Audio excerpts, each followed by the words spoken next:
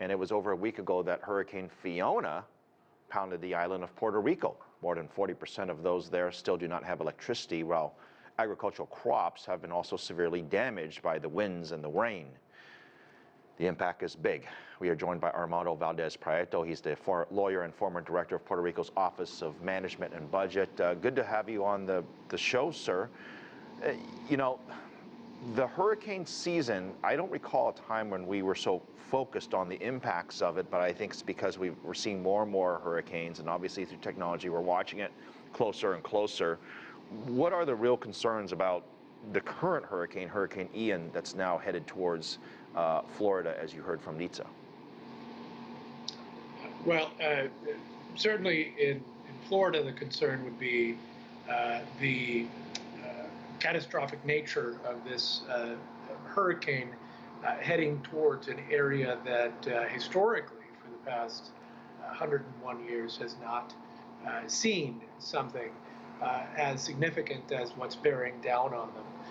In Puerto Rico, just this past week, it was a different situation. Here, we were facing a Category 1 hurricane, but it came about basically 5 years to the day after Hurricane Maria. And so, having been hit by a Category 4 hurricane, the impact of a Category 1 hurricane was all the more significant, particularly because a lot of the infrastructure has not been built out to correct for the damage from Hurricane Maria 5 years ago.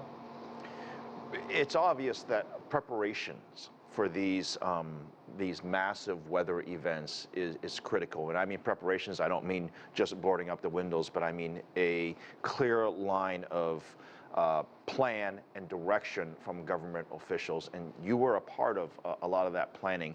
Tell me about the importance of it and what officials, at least now in Puerto Rico, are going through in terms of the post. Well, I'll tell you, the thing that people don't understand about these disasters is that more people can die after a hurricane, after the winds have died down, after the flooding has been dealt with, if there wasn't adequate preparation to deal with weeks, sometimes months without power, for example. Puerto Rico, certain parts of the island were without power for as much as a year. And so people need to be ready to deal with some of these situations without the support of government. Government may not be able to get to you for a few days or for a few weeks. And so it's not so much, and that's not to say that that's not dangerous, but it's not so much about the winds. It's not so much about the flooding. I think we are well aware of those dangers and will act to protect ourselves from them.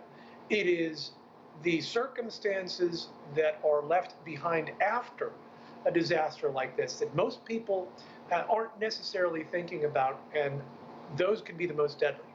Armando, what advice would you give for local officials, you know, both in Florida preparing for the event and also officials dealing with the disaster afterwards? Well, I think that people need to be aware of how serious these hurricanes are, how powerful they can be. I think they need to be ready to deal with their basic needs and the needs of their community and to show solidarity with their community, not necessarily having the support of government. They need to be able to protect themselves, protect their families, protect their communities, clear out damaged areas, sometimes, again, without the support of government agencies being around. This is a big disaster that's bearing down on Florida. It was a big disaster here 5 years ago, and it's something that people really need to focus on their own family plans and on the plans of their communities. But you say don't rely on government, but just an example, the governor there declared a state of emergency. There's organizations such as FEMA, among other NGOs that come into place. I get they don't arrive, you know, within hours, but it is fairly quick. I mean, we should rely on government to help us, should we not? Of course, but everyone, Mike Tyson once said he always had a plan until he got hit in the face. This can be a hit directly to the face of all the planning. You plan for the worst, certainly, but sometimes even that is not enough. So, again, my advice, of course, you have to rely on government. Of course, government officials have to be responsible and have to do their part. But people on the ground also need to be aware of the danger that's bearing down on them. Right, and this is a bit of a sidetrack, but I want to refer back to your experience in Puerto Rico. As you know, it's part of the U.S., but in some ways, not everyone considers it, another state, for example. Does that limit the help that they get when it comes to rebuilding? It hasn't in the case of Maria, which was 5 years ago.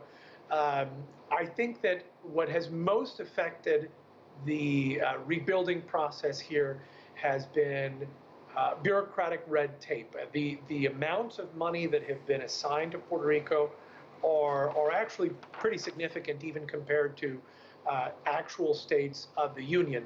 The problem has been that 5 years on, only about a third of the money, which is about $75 billion assigned to reconstruction, has actually been dispersed.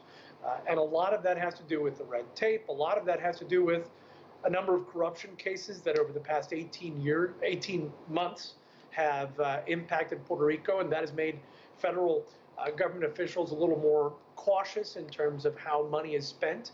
And so I don't think it's so much an issue of the appropriation of the funds. It's about how that money is used.